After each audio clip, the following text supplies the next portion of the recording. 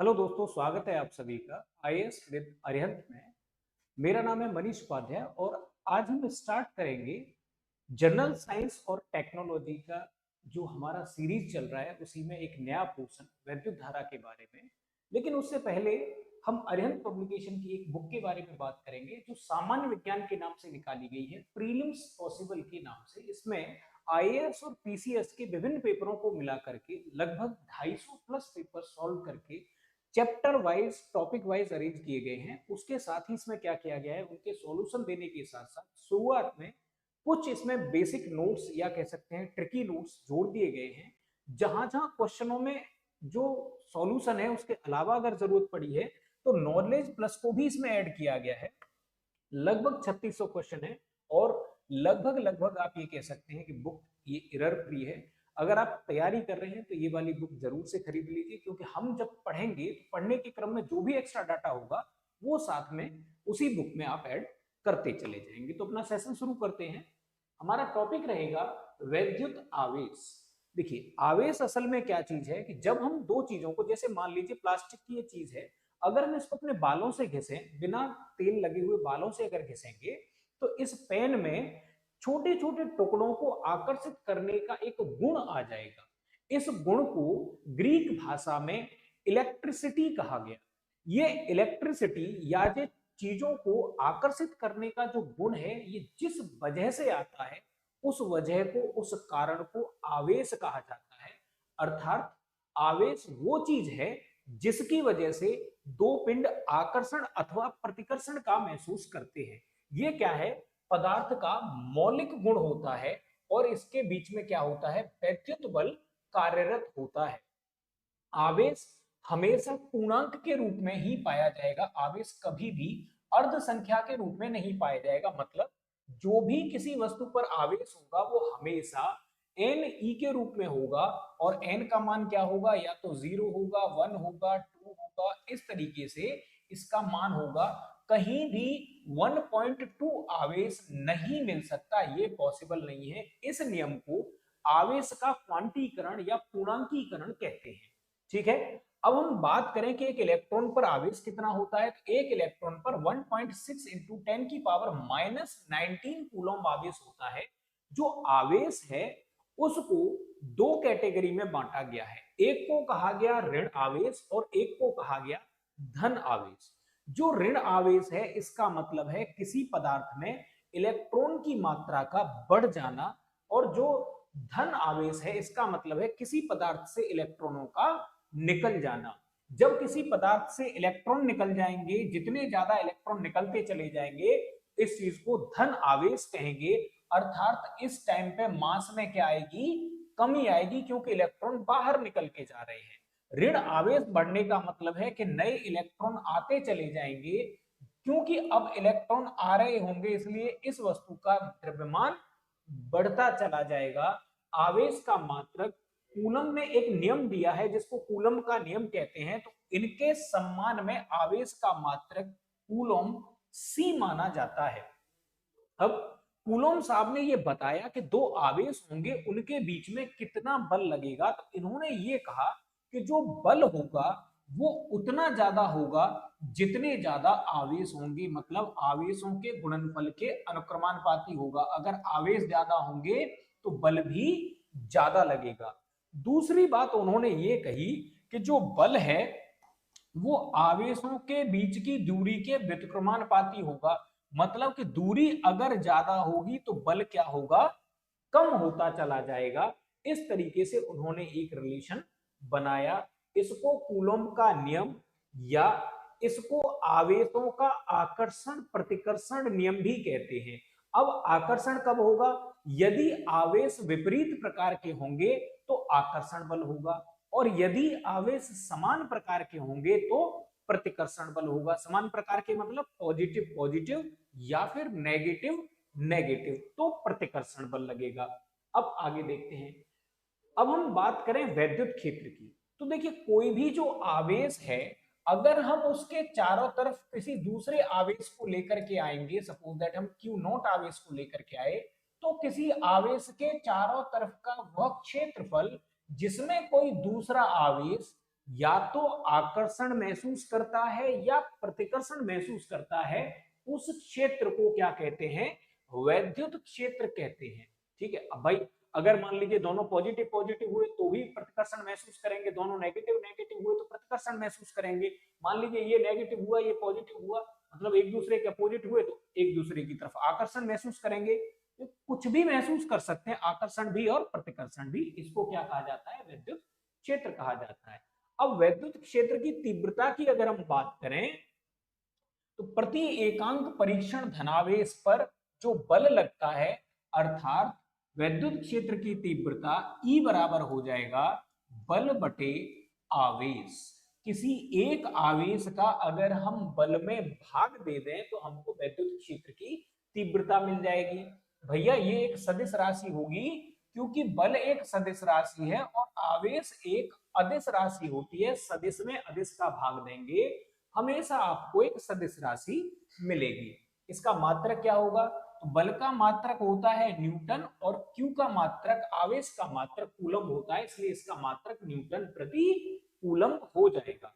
अब वैद्युत द्विध्रुव की बात करें तो द्विध्रुव क्या है, एक हमने आवेश ले लिया मान लीजिए Q1 और दूसरी तरफ हमने एक आवेश ले लिया मान लीजिए Q2 और इन दोनों को एक फिक्स दूरी पर सेट कर दिया, तो इस तरह से बनने वाली चीज को क्या कहते हैं, वैद्युत द्विध्रुव कहते हैं।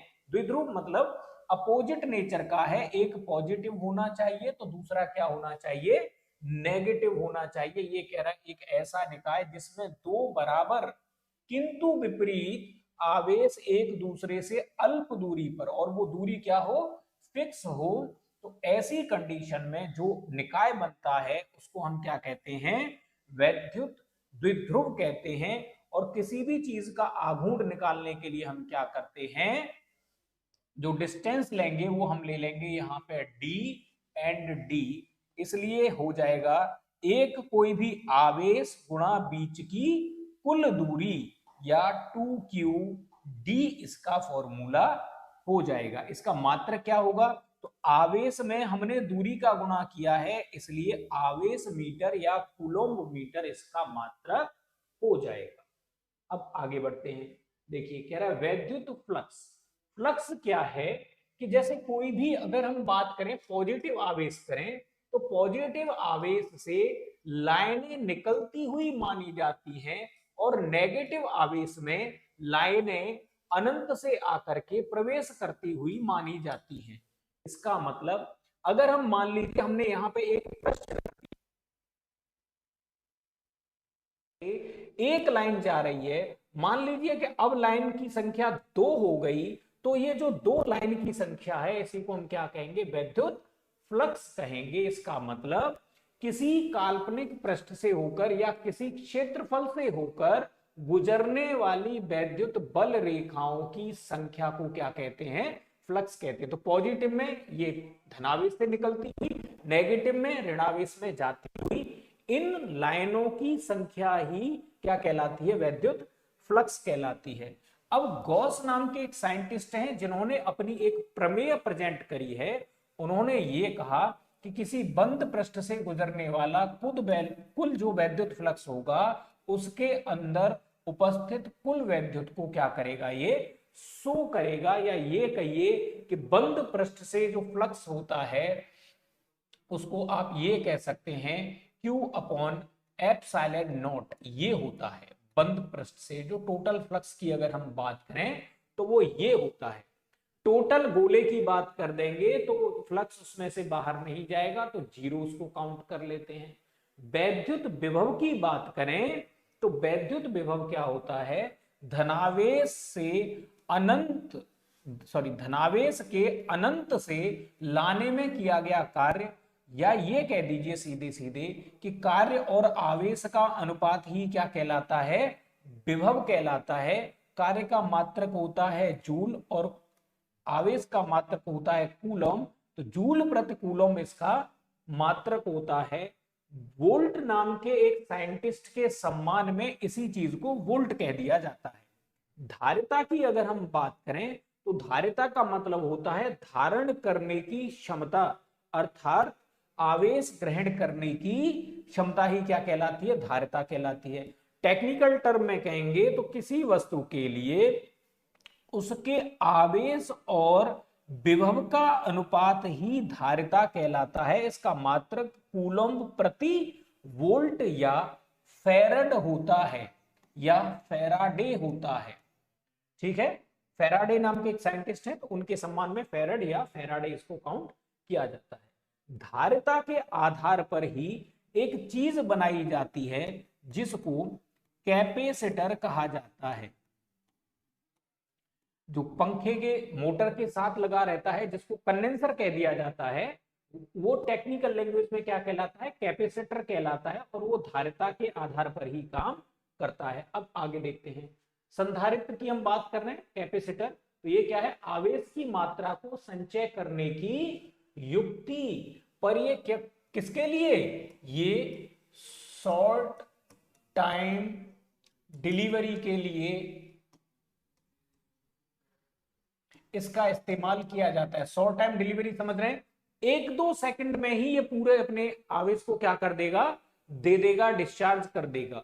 बैटरी क्या होती है, लॉन्ग टाइम डिलीवरी के लिए यूज होने वाला या आवेश को संचय करने वाली युक्ति है। 1-2 सेकंड को अगर आवेश देना है तो इसके द्वारा मिल जाएगा। आपने देखा होगा जब हम उसको चार्ज कर लेते हैं और डिस्चार्ज करते हैं तो एक बार बस उसको टच करते हैं, एक ही बार में पूरा स्पार्क खत्म हो जाता है। बैटरी में आप देखेंगे 1000 बार भी टच करेंगे तो बार बार उसमें से कुछ ना कुछ करंट आता रहेगा। तो ये शॉर्ट टाइम के लिए आवेश को संग्रहित करने वाली युक्ति क्या कहलाती है, कंडेंसर कहलाती है।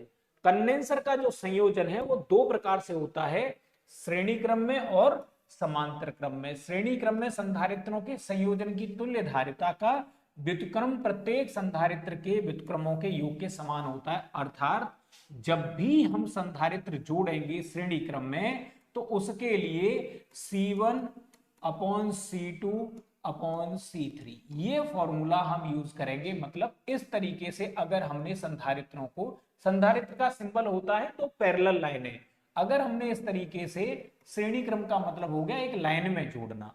अगर हमने समांतर क्रम में जोड़ा है तो समांतर क्रम का मतलब हो गया अगर इस तरीके से संधारित्रों को जोड़ा गया है, ये हो गया C1 C2 C3, इसमें फॉर्मूला होगा टोटल कैपेसिटी क्या रहेगी, C1 C2 C3, सीधे सीधे योग हो जाएगा। तो तुल्य धारिताओं का मान सभी संधारित्रों की धारिताओं के योग के बराबर होता है।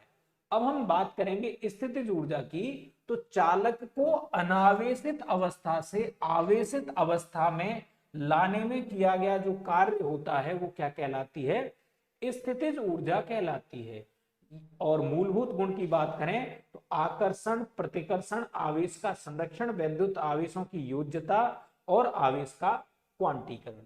ऑलरेडी हम बात कर चुके हैं, आकर्षण का मतलब हो गया जब आवेश समान प्रकार के होते हैं तो प्रतिकर्षण लगता है, और आवेश जब विपरीत प्रकार के होते हैं तो आकर्षण लगता है। आवेश संरक्षण का मतलब कि कुल जो आवेश होता है किसी निकाय का वो ना तो क्रिएट किया जा सकता है और ना ही डिस्ट्रॉय किया जा सकता है। हमने किसी से इलेक्ट्रॉन ले लिए तो असल में वहां कोई आवेश जनरेट नहीं हुआ, आवेश पहले भी था, अब बस क्या हो गया है, आवेश का रीडिस्ट्रीब्यूशन हो गया है। तो जहां इलेक्ट्रॉन की कमी हो गई वो पॉजिटिव हो गया, और जहां इलेक्ट्रॉन ज्यादा हो गए वो नेगेटिव हो गया। आवेश अभी भी ना जनरेट हुआ है ना खत्म हुआ है। इलेक्ट्रॉन वापस उस पदार्थ में लौट के चले जाएंगे तो पॉजिटिव नेगेटिव टोटल मिलके 0 हो जाएगा, लेकिन अभी भी आवेश ना तो खत्म हुआ है ना ही जनरेट हुआ है। अब वैद्युत आवेशों की योज्यता की बात करें तो भैया आवेश कैसी चीज है, आवेश एक अदिश राशि है, तो ये स्केलर नियमों को पालन करेगी। आवेशों के क्वांटीकरण की बात करें तो आवेश हमेशा E, 2E, 3E, 4E इस रूप में मिलेंगे। आवेश कभी भी आपको 1.5E, 2.5E इस रूप में पॉइंट फॉर्म में कभी नहीं मिलते। इसे आवेशों का क्वांटीकरण कहा जाता है। और E का जो मान होता है ये मूल आवेश माना जाता है। इसका मान 1.6 गुणा 10 की घात -19 कूलम होता है। इलेक्ट्रॉन पर ये माइनस ई के बराबर होता है, प्रोटॉन पर ये प्लस ई के बराबर होता है। अब आगे देखते हैं, देखिए अब यहां पे एक्सप्लेन किया जा रहा है कि तड़ित जो बिजली चमकती है से वृक्ष में आग भी लग सकती है, क्योंकि इसमें अत्यधिक मात्रा में होती है। कह रहा है ऊष्मीय ऊर्जा, रासायनिक ऊर्जा, नाभिकीय ऊर्जा। हम जानते हैं इसमें क्या होती है, वैद्युत ऊर्जा होती है। और उसकी वजह क्या है भाई, देखिए बादल आपस में घिसते हैं तो उनके घिसने की वजह से, जैसे हमने कंघी को घिसा, या हम मान लीजिए प्लास्टिक की कुर्सी पर या लकड़ी की कुर्सी पर बैठ जाएं और कोई अगर मान लीजिए ऊन का कपड़ा हमारे ऊपर 3-4 बार इस तरीके से फिरा दे, हम हमारी बॉडी से घिसते हुए निकाल दे, तो जैसे ही हम किसी दूसरी चीज को टच करेंगे, कोई धातु को या किसी दूसरे व्यक्ति को, तो तुरंत हमारी बॉडी से एक स्पार्क निकलेगा। वो असल में क्या है, वो आवेश है, वो असल में वैद्युत ऊर्जा ही होती है। तो बादल जब घर्षण करते हैं तो बादल ऋणावेशित हो जाते हैं। और अगर कहीं ऐसा हो जाए कि पृथ्वी क्या है, पृथ्वी सबसे बड़े संग्राहक या आवेश संग्राहक के रूप में काम करती है। तो जितना भी आवेश बन रहा है वो क्या है, पृथ्वी से ही लिया जा रहा है और वापस पृथ्वी को ही दिया जा रहा है। इसलिए पृथ्वी अनंत आवेश को ग्रहण कर सकती है जो पृथ्वी पर बनाया गया हो। तो अब जो बादलों में ऋणावेश बना है, तो कहीं कहीं पृथ्वी में क्या हो जाता है, एक धनावेश या इस ऋणावेश को आकर्षित करने की, अपनी तरफ अट्रैक्ट करने की एक नेचर हो जाती है। कोई गीली चीज है, कोई बहुत लंबा धातु का खंभा है, तो वो क्या करता है, इस ऋणावेश को नीचे आने के लिए मार्ग प्रस्तुत कर देता है।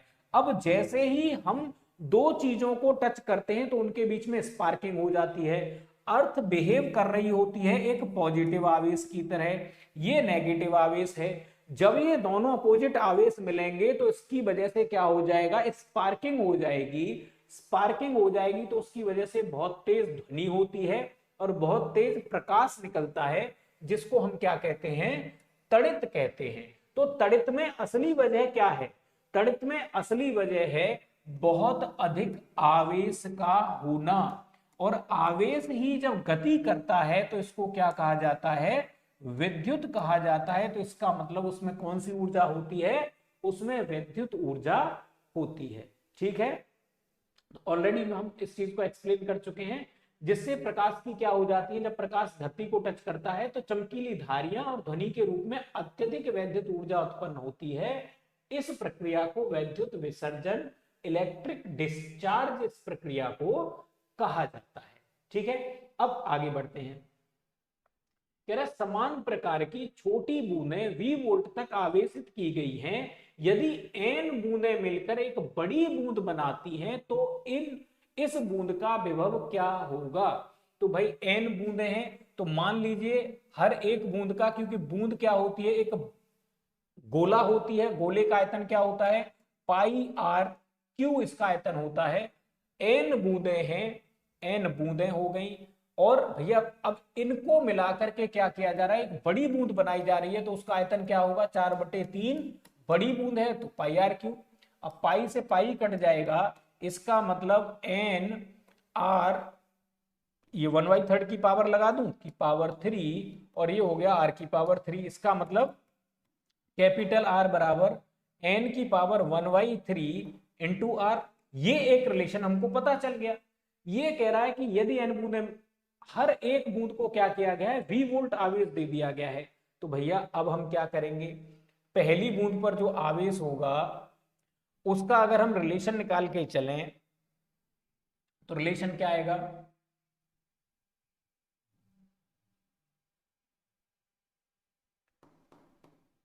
मान लीजिए एक को हमने आवेश मान लिया V1 और दूसरे वाले को मान लिया V2। तो जो सॉल्व करने के बाद जो आवेश आएगा वो देखिए, वो आएगा 4/3 पाई आर क्यू एक बूंद पे V और इंटू n, और ये हो जाएगा 4/3 पाई कैपिटल आर क्यूब। एक बूंद पे आवेश मान लीजिए हमने इसका V डैश मान लिया।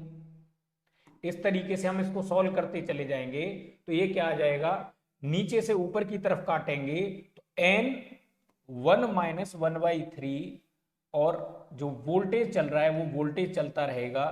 तो ये हो जाएगा 3 में से 2 गए तो n की पावर 2/3 वोल्टेज, इतना वोल्ट ये आ जाएगा।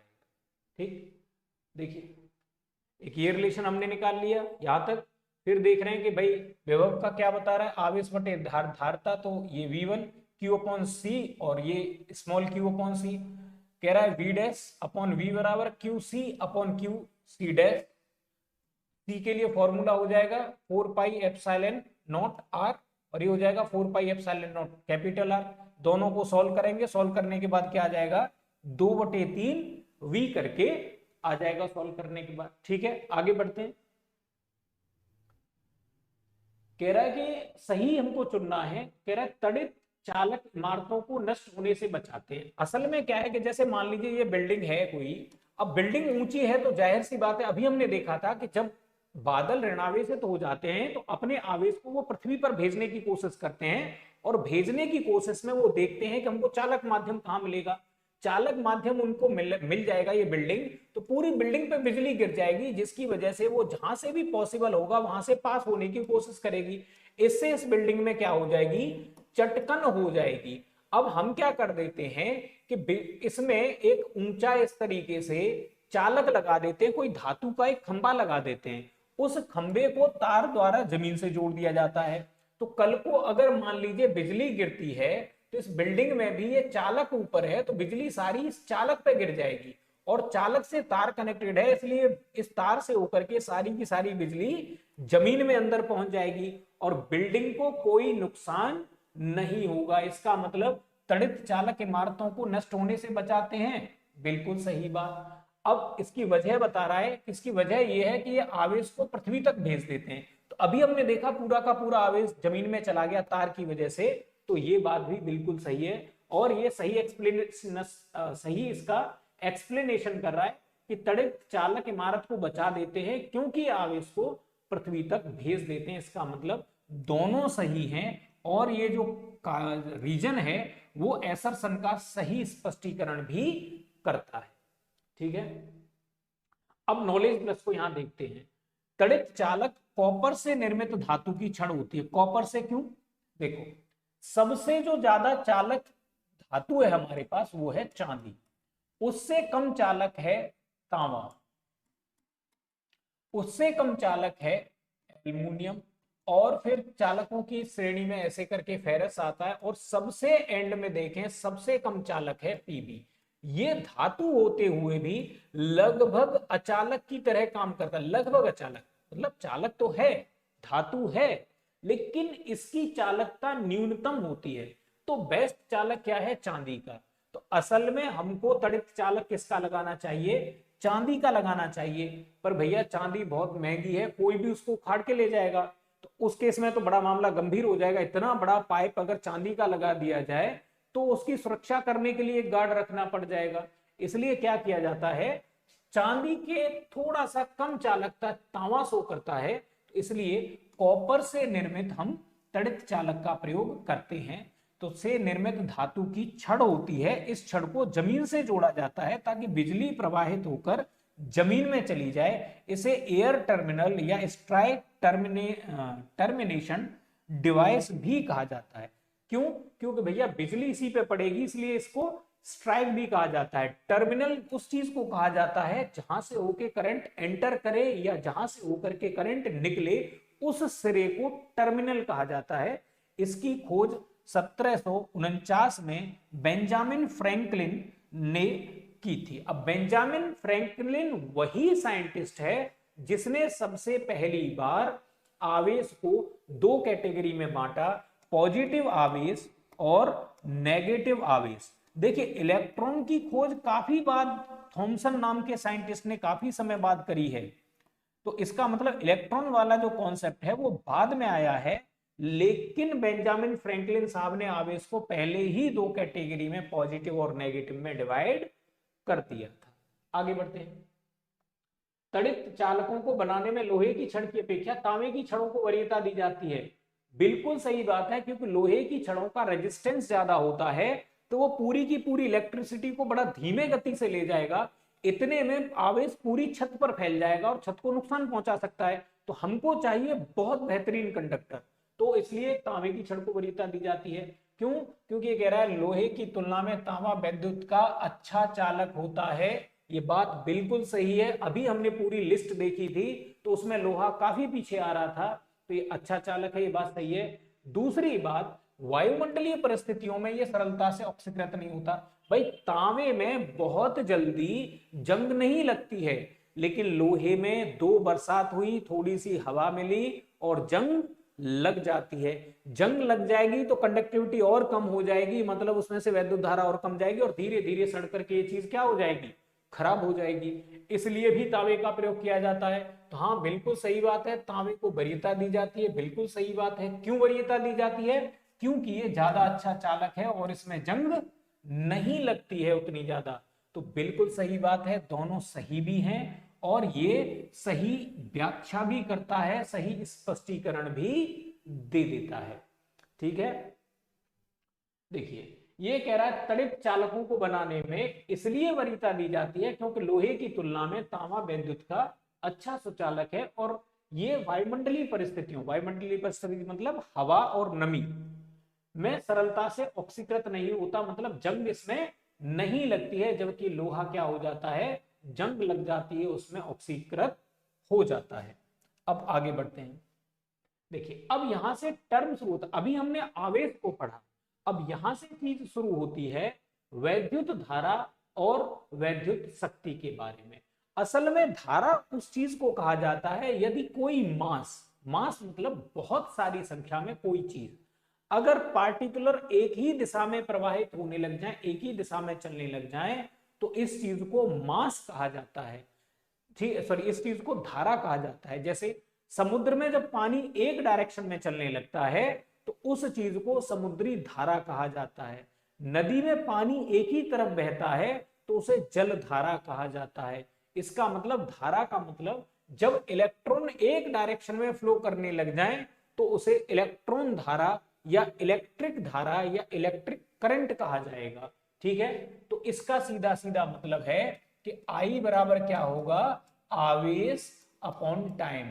तो आवेश प्रवाह की दर, दर मतलब जब नीचे भाग दिया जाता है, ऊपर क्या है आवेश, आवेश प्रवाह की दर, दर का मतलब टाइम से भाग। आवेश प्रवाह की दर को या प्रति सेकंड प्रवाहित होने वाले आवेश को धारा कहा जाता है। क्यू का आवेश क्या हो जाएगा, कूलम्ब हो जाएगा, और भैया समय का आवेश हो जाएगा सेकंड, इसलिए कूलम्ब सेकंड इसका मात्रक होता है। लेकिन एम्पियर नाम के एक साइंटिस्ट के सम्मान में इसको एम्पियर भी कहा जाता है। एम्पियर साहब आगे जाके दो नियम देंगे, एक लूप का नियम देंगे और दूसरा जंक्शन या संधि का नियम देंगे। एक विभव से संबंधित होगा, दूसरा धारा से संबंधित होगा, तो इसलिए उनके सम्मान में इसे एम्पियर कह दिया गया। अब इसकी अगर हम मात्रक की बात कर ली हमने, अगर प्रकृति की बात करें तो यह एक अदिश राशि होती है, क्योंकि आवेश भी एक अदिश है और समय भी एक अदिश है। तो अदिश में अदिश का भाग देने पर हमेशा एक अदिश राशि ही मिलती है। इसको मापने के लिए हम अमीटर नाम के एक यंत्र का प्रयोग करते हैं जो सीधे सीधे एम्पियर में मीजर कर देता है। 1 एम्पियर, 2 एम्पियर, 3 एम्पियर, 5 एम्पियर, मतलब बड़े लेवल पर करंट को अगर मापना है तो अमीटर का प्रयोग करेंगे।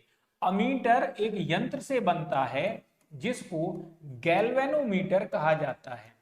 गैल्वेनोमीटर वो चीज है जो 10 की पावर -6 एम्पियर, मतलब बहुत ही माइन्यूट लेवल पर करंट को मेजर करता है। लेकिन इसकी खास बात यह है भैया कि ये इस तरह से होता है, ये इधर भी जा सकती है सुई, ये इधर भी जा सकती है, इसमें बीच में जीरो होता है, इधर 1 2 3 4 1 2 3 4 इस तरीके से। सुई अगर इधर गई तो करंट की डायरेक्शन इधर है, और सुई अगर इधर गई तो करंट की डायरेक्शन इधर है। मतलब ऐसा यंत्र जो बहुत ही माइन्यूट लेवल तक की करंट को मेजर कर लेता है, प्लस जो दिशा के प्रवाह को बताता है, सॉरी धारा के प्रवाह की दिशा को बताता है, उसको क्या कहा जाता है, गैल्वेनोमीटर कहा जाता है। तो ब्रॉड लेवल पे पूछेगा तो अमीटर बताना है, माइक्रो लेवल पे पूछेगा तो गैल्वेनोमीटर बता देना है। अब ओम साहब ने एक नियम दिया। ओम साहब ने ये बताया कि भैया किसी भी तार में यदि आप वैद्युत धारा प्रवाहित करोगे तो वैद्युत धारा उतनी ज्यादा प्रवाहित होगी जितना ज्यादा वोल्टेज होगा। इसका मतलब वोल्टेज अगर ज्यादा है तो धारा भी क्या होगी, ज्यादा होगी। दोनों समानुपाती होते हैं। और उन्होंने कहा कि भैया धारा को बहते समय उसके मार्ग में कुछ व्यवधान आएगा, उस व्यवधान को, उस रुकावट को इन्होंने रेजिस्टेंस कहा। और रिलेशन बताया कि अगर विभव बराबर हमको निकालना है तो विभव बराबर जो रेजिस्टेंस है उसमें धारा का मल्टीप्लाई कर दीजिए, V बराबर आई आर या आर आई हो जाएगा। इसका मतलब सीधा सीधा ये हो गया कि भाई जितना ज्यादा विभव है उतना ज्यादा यहां पे अगर करंट है तो रेजिस्टेंस क्या हो गया, रेजिस्टेंस एक कंडीशन के लिए लगभग लगभग रुक गया है। अब इसके आधार पर दो कंडीशन देखी गई। हमने धातुओं में देखा कि कुछ में रेजिस्टेंस ज्यादा है और कुछ में रेजिस्टेंस बहुत कम है। जिनमें रेजिस्टेंस बहुत कम होता है उनमें ओम का नियम लागू नहीं होता, और जिनमें रेजिस्टेंस ठीक ठाक होता है उनमें ओम का नियम लागू होता है। जिनमें ओम का नियम लागू होता है उनको ओमीय चालक कहते हैं, जिनमें लागू नहीं होता अनोमीय चालक कहते हैं। जैसे ओमीय चालक तो मतलब जितने भी बल्ब, प्रेस वगैरह जो या नॉर्मल तार हैं ये सब ओमीय चालक का काम करते हैं। अनोमीय चालक क्या होंगे, जैसे हमने तांबे के तार से एक इस तरीके से कुंडली बना दी, तो कुंडली कभी भी ओम के नियम का पालन नहीं करती है। ओम का नियम कहता है, ओम के नियम में क्या हो रहा है, ओम के नियम में कहा जा रहा है ये बात। और कुंडली में अगर हम बात करें तो V directly proportional to 1/I, ये उल्टा नियम को फॉलो करता है। यहां सीधा नियम है और यहां पे क्या हो जाता है, उल्टा। जहां पे V directly proportional to 1/I हो जाए वो अनओमीय प्रतिरोध होता है या अनओमीय चालक कहलाता है। प्रतिरोध की बात करें तो प्रतिरोध असल में है क्या, तो प्रतिरोध है वास्तव में ये विभव और धारा का एक अनुपात है। ये असल में क्या होता है, रो एल अपॉन एरिया। इसका मतलब, इसका भैया सीधे सीधे मतलब ये हो गया कि तार की लंबाई जितनी ज्यादा होगी प्रतिरोध उतना ज्यादा होगा, तार की मोटाई जितनी ज्यादा होगी प्रतिरोध उतना ही कम होगा। और प्रतिरोध किस पे डिपेंड करता है, प्रतिरोधकता या विशिष्ट प्रतिरोध पर डिपेंड करता है। विशिष्ट प्रतिरोध क्या है भैया, तो विशिष्ट प्रतिरोध पदार्थ पर डिपेंड करता है। जैसे चांदी के लिए विशिष्ट प्रतिरोध बहुत कम होता है और लेड के लिए विशिष्ट प्रतिरोध बहुत ज्यादा होता है। ठीक है, विशिष्ट प्रतिरोध का मात्रक क्या बनेगा, तो विशिष्ट प्रतिरोध का मात्रक बन जाएगा ओम मीटर। ठीक है, जो प्रतिरोध है उसका मात्रक क्या होता है, ओम होता है, वोल्ट प्रति एम्पियर, या फिर इसी को ओम कह दिया जाता है। आगे बढ़े, चलिए अब हम प्रतिरोधों की बात करें तो प्रतिरोधों का एक तो संयोजन, प्रतिरोधों के लिए जो मात्रक या प्रतीक है वो इस तरह से है। तो अगर श्रेणी क्रम में एक लाइन में जोड़ेंगे तो लाइन में जोड़ने पर जो रिजल्ट है वो आता है आर बराबर, इन तीनों का अगर हम योग निकालें तो आर बराबर ये हमको टोटल रेजिस्टेंस मिलेगा श्रेणी क्रम में। अगर हमने इनको जोड़ दिया है समांतर क्रम में, मतलब इस तरीके से जोड़ दिया है, तो हमको जो रिजल्ट मिलेगा वो 1/R, वो उल्टा करके मिलेगा।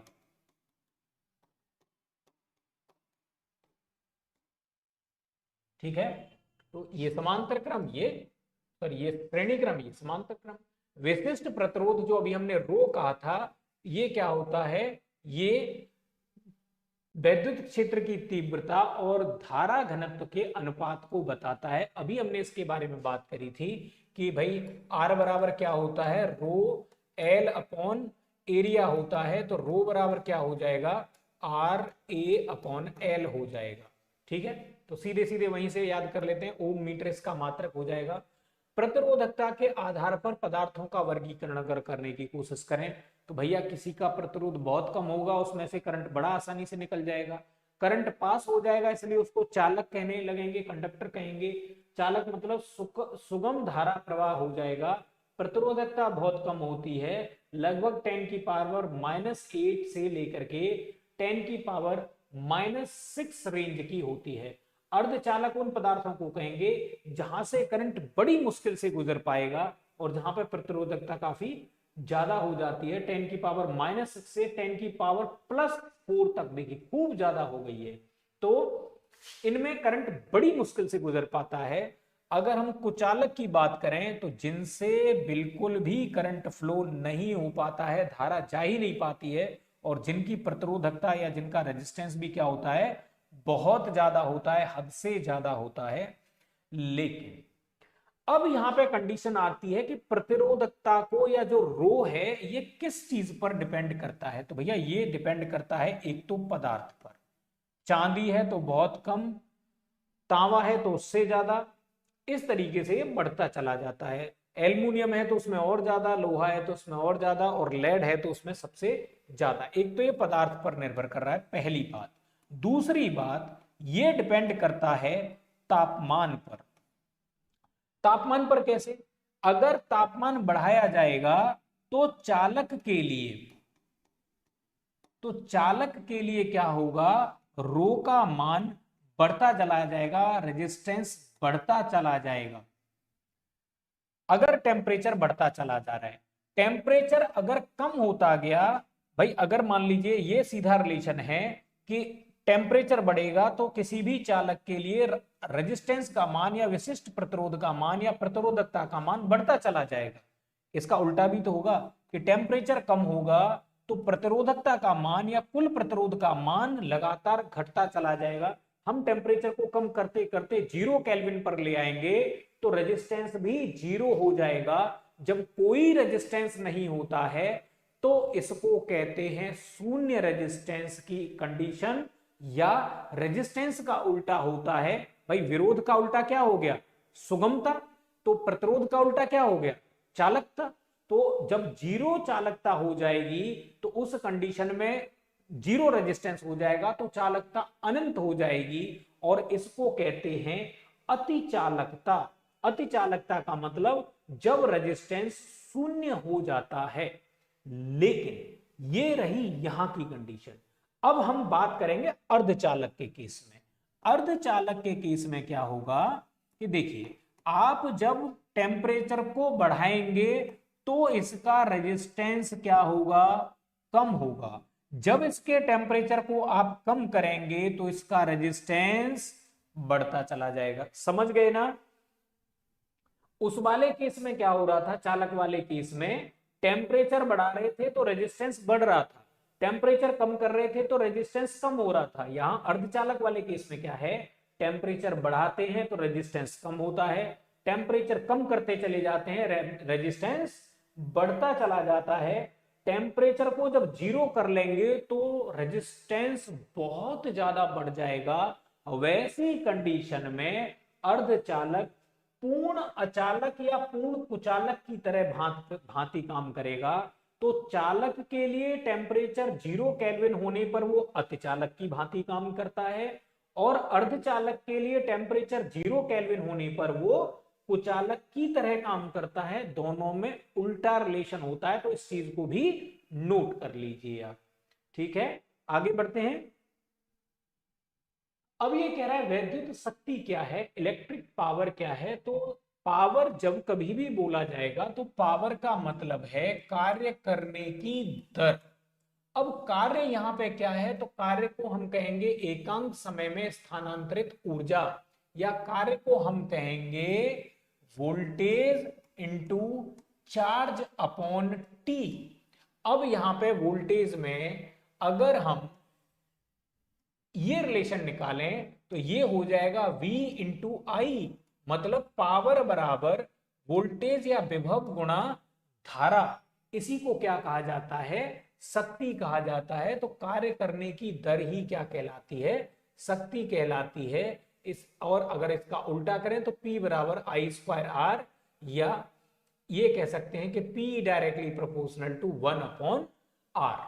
कैसे भैया, यहां पे V के फॉर्मूले में I बराबर क्या रख सकते हैं, I बराबर हम रख सकते हैं V अपॉन आर।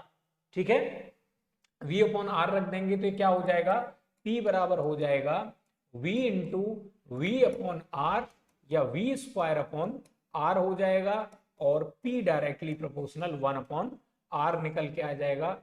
शक्ति का मात्रक जो ऑलरेडी में हम पढ़ के आ चुके हैं, शक्ति का मात्रक क्या हो जाएगा, कार्य का मात्रक होता है जूल और इसका मात्रक होता है सेकंड, तो जूल पर सेकंड इसका मात्रक हो जाएगा। जूल पर सेकंड को वाट भी कहा जाता है, लेकिन बिजली का जो बिल आता है वो किलोवाट घंटा के रूप में आता है। ये मात्रक शक्ति का नहीं होता है, बल्कि ये मात्रक होता है कार्य या फिर ऊर्जा का। किलोवाट घंटा की बात करें तो किलो का मतलब 1000 और घंटा का मतलब 3600, दोनों का मल्टीप्लाई करेंगे तो 3.6 गुणा 10 की घात 6 जूल आएगा। इसी को एक यूनिट कहा जाता है। जो घर में बिजली का बिल आता है वो इसी फॉर्म में आता है। ठीक है, अब आगे करें बात। तो कह रहा है वैद्युत धारा है। हमने वैद्युत धारा को पढ़ा था कि आवेश प्रवाह की दर, आवेश प्रवाह की दर को वैद्युत धारा कहा जाता है। जहां कहीं भी दर शब्द आए इसका मतलब समय से भाग देना है। किसके प्रवाह की बात हो रही है, तो आवेश के प्रवाह की बात हो रही है, मतलब Q अपॉन टी इसका फॉर्मूला होना चाहिए। तो चार्ज में समय का जहां कहीं भी भाग हो रहा होगा वही हमारा ऑप्शन हो जाएगा। ठीक,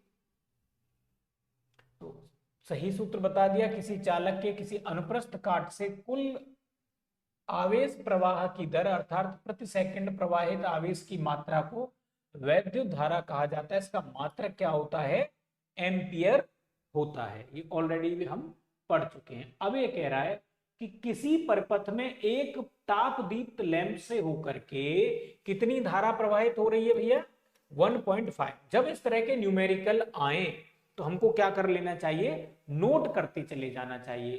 तो उसने धारा का मान दे दिया, फिर कह रहा है 10 मिली सेकंड में इससे होकर प्रवाहित होने वाले आवेश की मात्रा क्या होगी। हम जानते हैं कि भैया टाइम कितना है, 10 मिली सेकंड, यही है ना। अब मिली का मतलब होता है 10 की पावर -3, तो ये बदल गया सेकंड में। अब हम ये जानते हैं कि आवेश बराबर क्या होता है, धारा गुणा समय। क्यों, क्योंकि धारा का जो फॉर्मूला था वो क्या था, धारा का फॉर्मूला था आवेश बटे समय। तो अब अगर हम आवेश निकालेंगे तो वो समय क्या हो जाएगा, जो नीचे भाग में जा रहा था वो गुणा में चला जाएगा। अब मल्टीप्लाई कर देते हैं तो 1.5 इंटू 10 और ये 10 की पावर -3 हो गया। अब इसको करेंगे तो 1.5 इंटू 10 की पावर -2 हो जाएगा सॉल्व करने के बाद। अब ये जहां कहीं भी आपको दिख रहा हो ऑप्शन में, तो ऑलरेडी पॉइंट एक यहां पर है, 2 जीरो और बढ़ जाएंगी तो ये वाला ऑप्शन हो जाएगा। -2 को क्या कर देंगे, इसमें 100 का मल्टीप्लाई और कर दीजिए 1.5 में, बस यही हमारा आंसर हो जाएगा। सॉल्व करके दिखाया है उन्होंने। ठीक है, ये हम ऑलरेडी कर चुके हैं तो इसको फिर से देखने की जरूरत। अब ये कह रहा है आपस में जुड़ी दो आवेशित वस्तु के बीच वैद्युत धारा प्रवाहित नहीं होगी यदि वे समान आवेश पर हों। कोई फर्क नहीं पड़ता है, कह रहा समान धारिता पर हो कोई फर्क नहीं, समान प्रतिरोध पर हो, समान विभव पर हो। देखो इस चीज को आप चाहे आवेश के रूप में समझ सकते हैं, लेकिन एक कंपेयर के लिए हम ऐसे मान के चलते हैं कि जो ऊंचाई होती है सामान्य मैकेनिक्स में, वो जब हम थर्मोडायनामिक्स या हीट पढ़ते हैं तो इसी चीज को हम ताप के साथ कंपेयर करते हैं, और जब वैद्युत पढ़ते हैं तो इसी चीज को विभव के साथ पढ़ते हैं। यहां पे हम एक चीज को कंपेयर करेंगे पानी के साथ, यहां पे वो चीज हो जाएगी ऊष्मा और यहां पे वो चीज हो जाएगी वैद्युत धारा। अब आप जानते हैं कि पानी हमेशा अधिक ऊंचाई से, ये मान लीजिए अधिक ऊंचाई से किधर जाएगा, नीचाई की तरफ जाता है। पानी हमेशा ऊंचे से नीचे की तरफ बहता है, ऊष्मा हमेशा ऊंचे ताप से नीचे ताप की तरफ बहती है, वैद्युत धारा हमेशा ऊंचे विभव से नीचे विभव की तरफ बहती है। अब आप कहेंगे कि हमारे पास 10 लीटर पानी है, तो 10 लीटर पानी बताने से कुछ फिक्स नहीं पता चला, हो सकता है कि आपने 10 लीटर पानी एक बड़ी बाल्टी में डाल रखा हो तो उसके बिल्कुल नीचे तक ही पानी आ पाए, और अगर आपने इसी 10 लीटर पानी को एक पतली नली में डाल रखा है तो पानी का लेवल बहुत ऊपर तक हो जाएगा।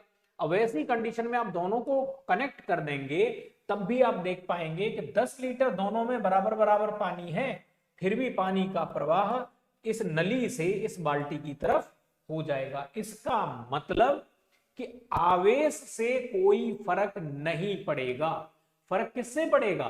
फर्क पड़ रहा है ऊंचाई से, फर्क पड़ रहा है तापमान से, और अगर वैद्युत की बात कर रहे हैं तो फर्क पड़ रहा है विभव से। यदि विभव समान होगा, विभव समान होगा मतलब दोनों का लेवल एक है। अब दोनों को कनेक्ट कर देंगे तो ना करंट इधर से उधर जाएगा ना करंट उधर से इधर आएगा। जैसे एक बाल्टी में समान लेवल पर पानी भरा हुआ है, दोनों को कनेक्ट कर दीजिए तो पानी कहीं से कहीं भी नहीं जाएगा।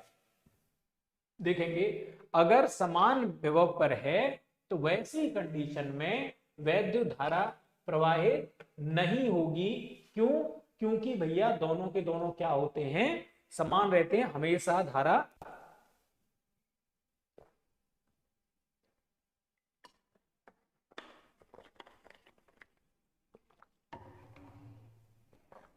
धारा का क्या होता है?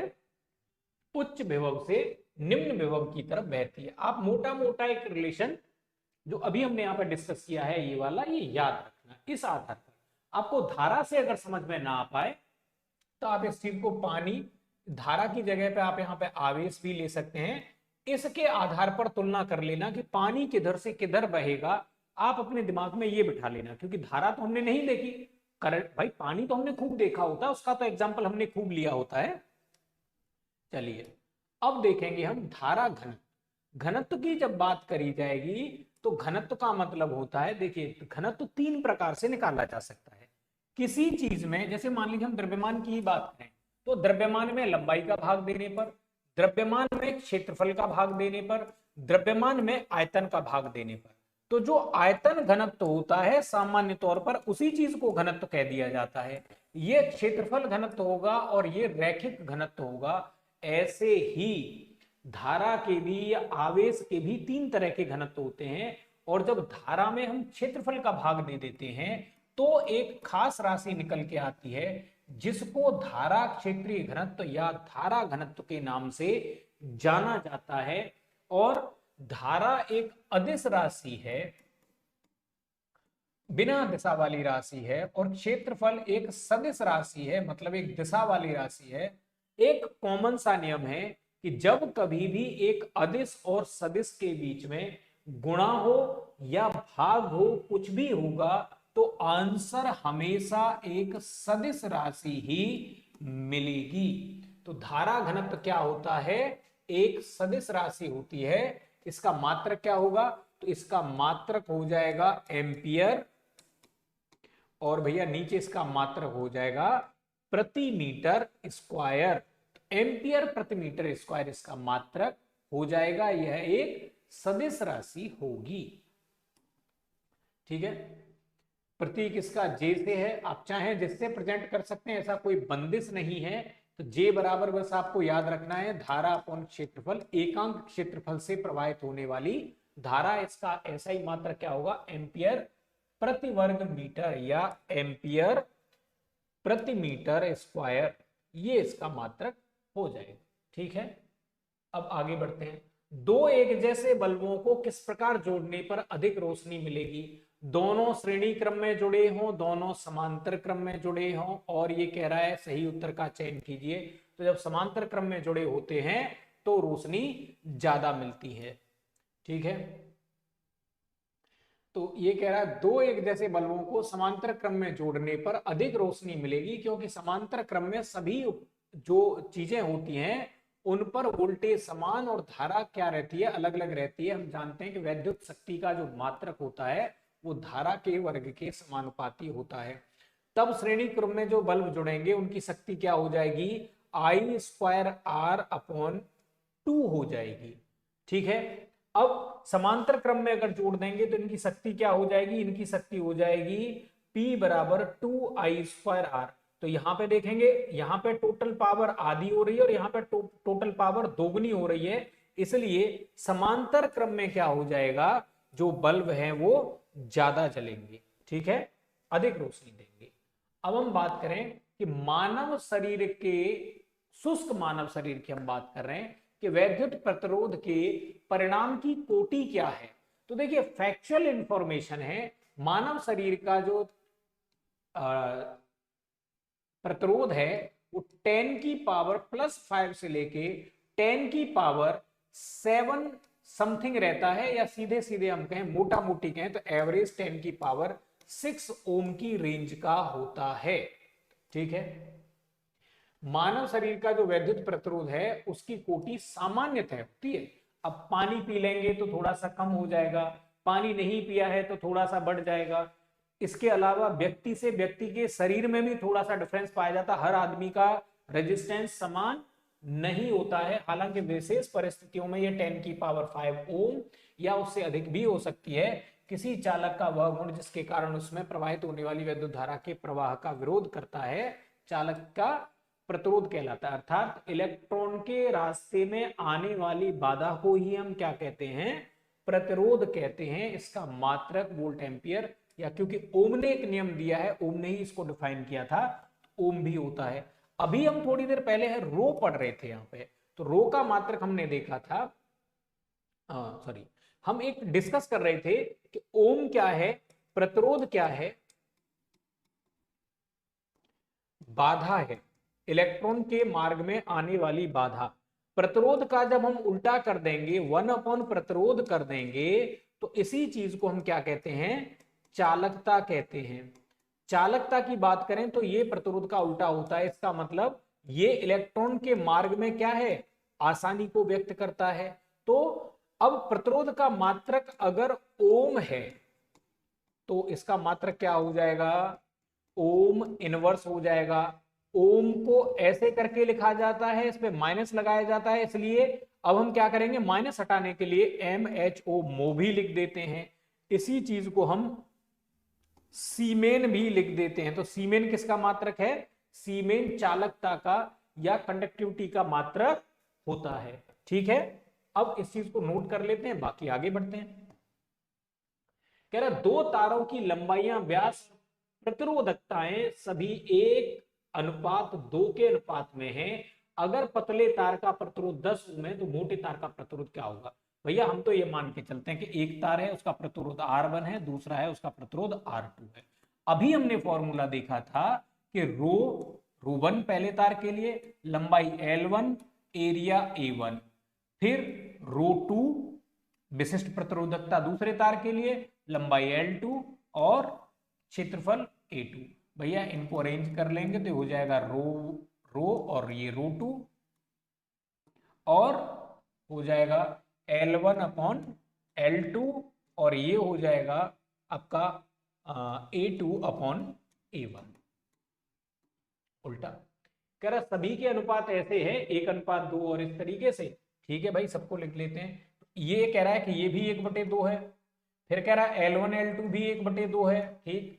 इसका भी कह रहा है कि 1/2 है, लेकिन ये तो उल्टा लिखा हुआ है, असल में वो कह रहा है A1/A2 1/2 है, ठीक है। उल्टा कर देते हैं, 2/1 हो गया, ये कट गया, तो इसका मतलब फाइनल आंसर 1/2 आ गया। अब ये कह रहा है कि जो पतले तार हैं, जो पतला तार है, मतलब उसको R1 मान लेते हैं, उसका प्रतिरोध कह रहा है 10 ओम है, तो अपॉन R2, इसमें क्या बता रहा है भैया, 2 बता रहा है, तो R2 बराबर कितना हो जाएगा, 2 × 10 20 ओम हो जाएगा।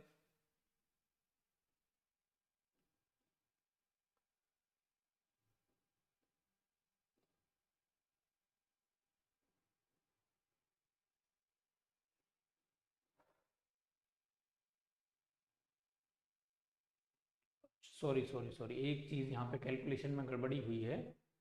प्रतिरोधकता में व्यास का अनुपात दे रखा है, क्षेत्रफल का नहीं दिया हुआ है, सॉरी, क्षेत्रफल का नहीं दिया हुआ है, इसलिए हमने ये जो कैलकुलेशन किया है यहाँ से ये गड़बड़ हो गई। तो हम इसको इस तरीके से, थोड़ी 1 मिनट रुकिए इसको,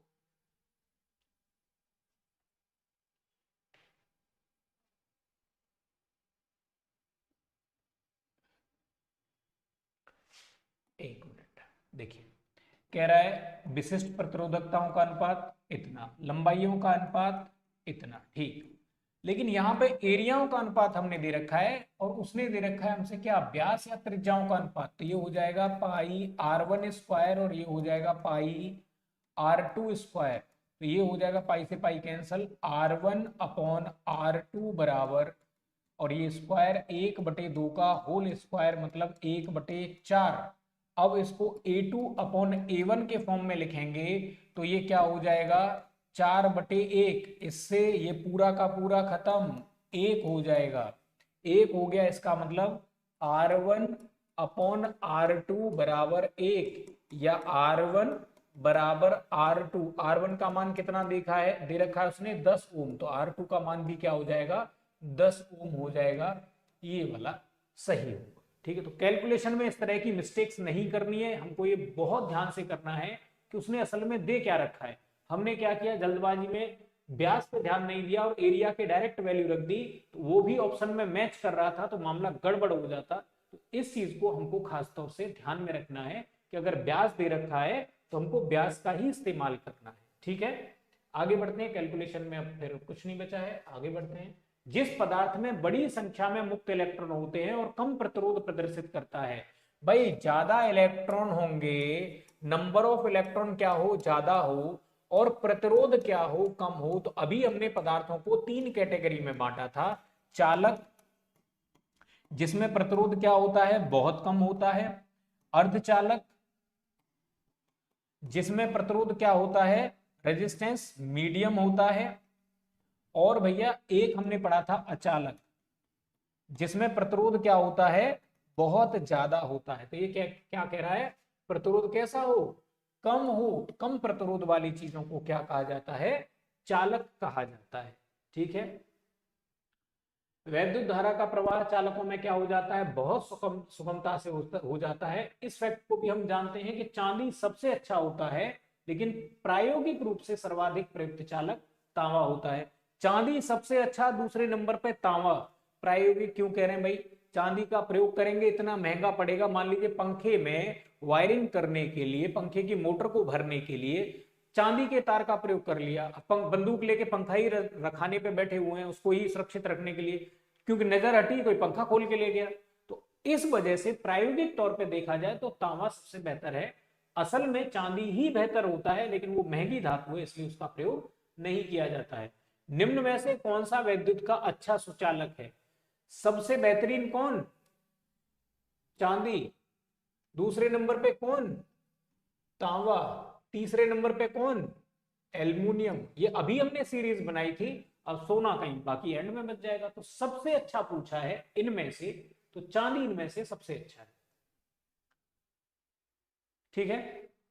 चालक और सुचालक वो कहलाते हैं जिनमें से वैद्युत धारा का प्रवाह हो जाता है। अभी हमने देखा था एल्युमिनियम सोना तांबा भी ये अच्छे सुचालक होते हैं, बट चांदी इनमें सबसे बेहतरीन है, क्योंकि इसमें रेजिस्टेंस बहुत कम होता है, या ये कहिए कि इसकी जो चालकता है वो बहुत अच्छी होती है।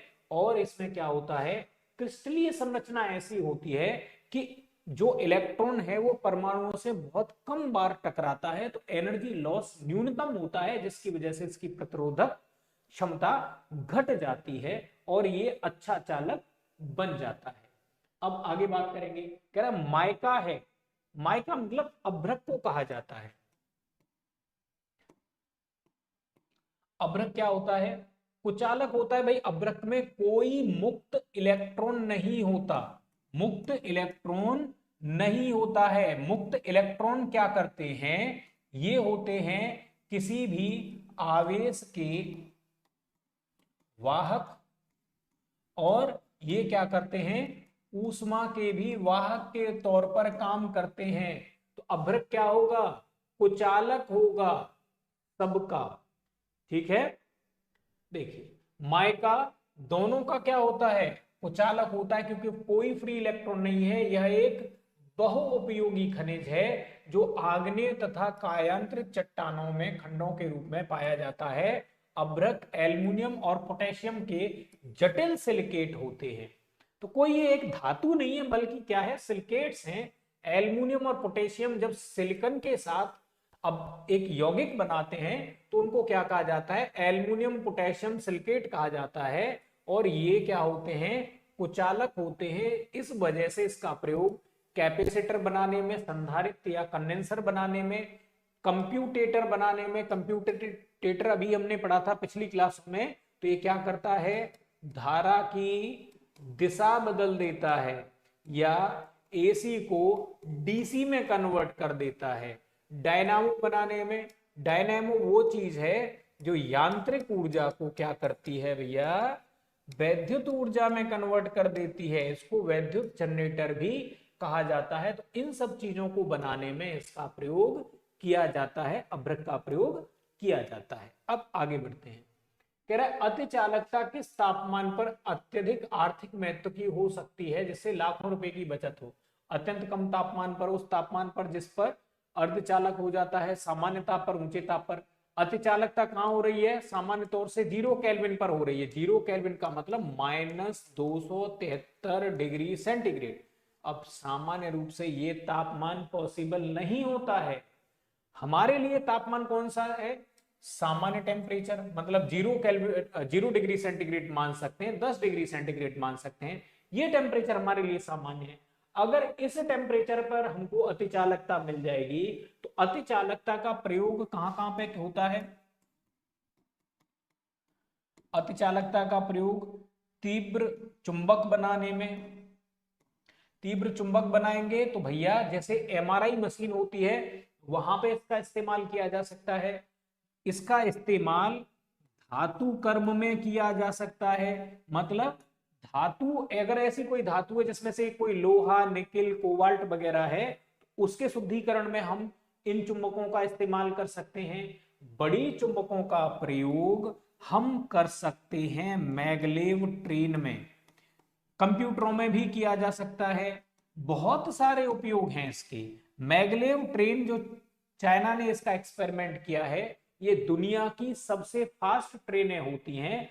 इनमें क्या कर दिया जाता है, पूरे के पूरे ट्रैक को और पूरी की पूरी जो ट्रेन होती है उसके निचले हिस्से को अपोजिट मैग्नेट के रूप में या अतिचालक के रूप में कन्वर्ट कर दिया जाता है। अपोजिट मैग्नेट हो जाने की वजह से ये क्या करेंगे, इनके बीच में सेम पोल हो जाएंगे, मतलब नॉर्थ नॉर्थ हो गया।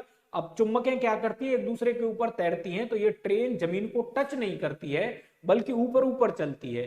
टच नहीं करेगी तो घर्षण नहीं लगेगा, घर्षण नहीं लगेगा तो उसकी वजह से इसकी स्पीड बहुत ज्यादा हो जाती है। 600-700 किलोमीटर प्रति घंटा इसकी स्पीड पहुंच जाती है। तो अगर मान लीजिए बहुत नीचे टेम्परेचर पर यहां पर चालकता मिल रही है तो सामान्य लाइफ में उसका कोई प्रयोग नहीं है। लेकिन अगर नॉर्मल टेम्परेचर पर मिल गई तो उसके फिर बहुत सारे फायदे हो जाएंगे। ठीक है, तो कह रहा धातु में तापमान 0 डिग्री केल्विन या -273 के लगभग रहता है तो यह चालकता को शो करती है। यह ताप भिन्न भिन्न धातुओं के लिए भिन्न भिन्न होता है। इस तापमान को प्राप्त करना काफी कठिन होता है। मतलब हो सकता है किसी में 0 से ऊपर भी आ जाए। इस तापमान को प्राप्त करना काफी कठिन होता है। यदि सामान्य तापमान पर अतिचालकता का गुण पैदा हो गया तो इससे वैद्युत क्षेत्र में क्रांतिकारी परिवर्तन दिखेगा। वैद्युत संचरण में वैद्युत की हानि की संभावना नहीं के बराबर होगी, जिसके कारण बहुत धन की बचत होगी। बहुत सारी चीजें इसके द्वारा बनाई जा सकेंगी। आगे बढ़ते हैं। किसी अतिचालक द्वारा प्राप्त अधिकतम तापमान होता है।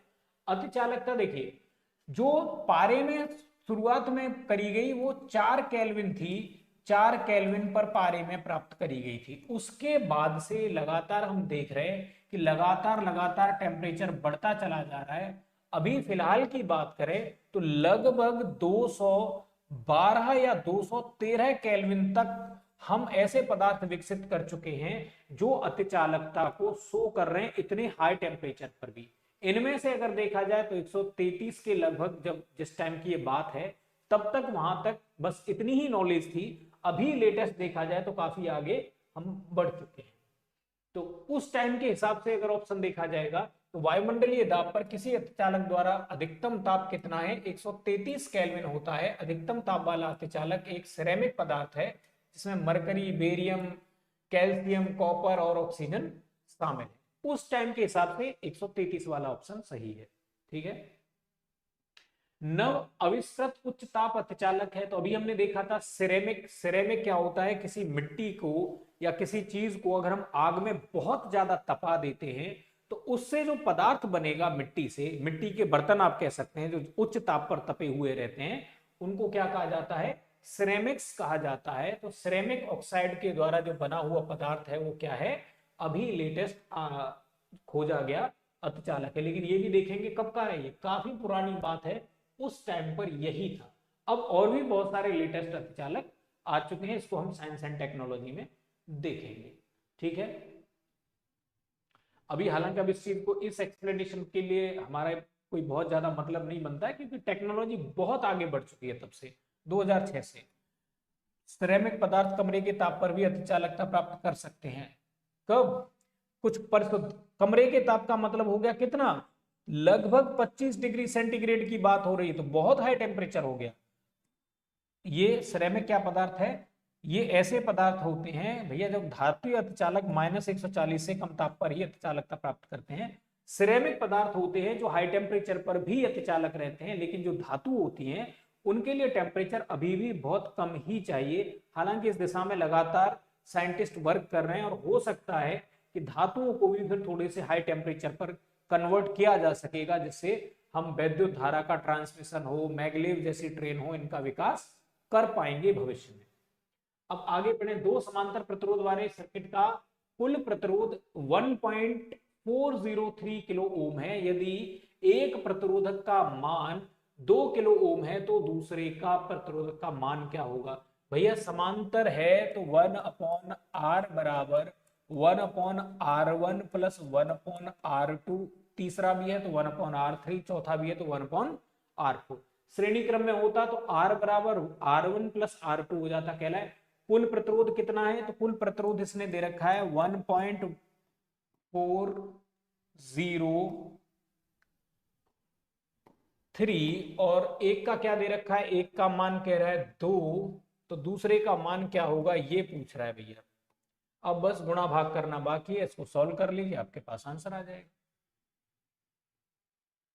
ठीक, दोनों को सॉल्व कर लिया, मान रख दिया, मान रखने के बाद सॉल्व करने के बाद हमको 4.70 प्राप्त हो जाता है, 4.70 किलो ओम हो जाएगा। तो बस यहाँ पे सॉल्व करने की बात है, गुणा भाग करने की बात है, वो आप आराम से कॉपी पेन लेके कर सकते हैं। 220 वोल्ट जनरेटर से एक वैद्युत बल्ब जुड़ा है, उसमें वैद्युत जो धारा प्रवाहित हो रही है वो 0.5 है। तो भैया V क्या है, V दे रखा है 220 वोल्ट, और I कितना दे रखा है, I दे रखा है 0.5। हम जानते हैं पावर बराबर क्या होता है, VI। तो 220 गुणा ये हो गया 5/10.5 है ना, तो ये हो गया 5 दूनी 10 और 5 दूनी 10 और 1 11, 110। 110 क्या हो गया, वाट, मात्रक होता है पावर का, वाट हो जाएगा, मल्टीप्लाई कर दीजिए। ठीक है, एक तार में प्रवाहित वैद्युत धारा एवं विभवांतर प्रत्येक को दोगुना कर दिया जाए तो वैद्युत शक्ति का क्या हाल होगा। तो भैया वैद्युत शक्ति क्या होती है, वी आई। ये कह रहा है इसको भी 2V कर दिया गया और इसको भी 2I कर दिया गया, तो पावर कितनी हो जाएगी, तो पावर कितनी हो जाएगी भाई, ये हो जाएगी 4VI, और VI कितना था, पहला पावर था, तो 4P हो जाएगा। तो पावर कितने गुना हो जाएगी, 2 दूनी 4 गुनी बढ़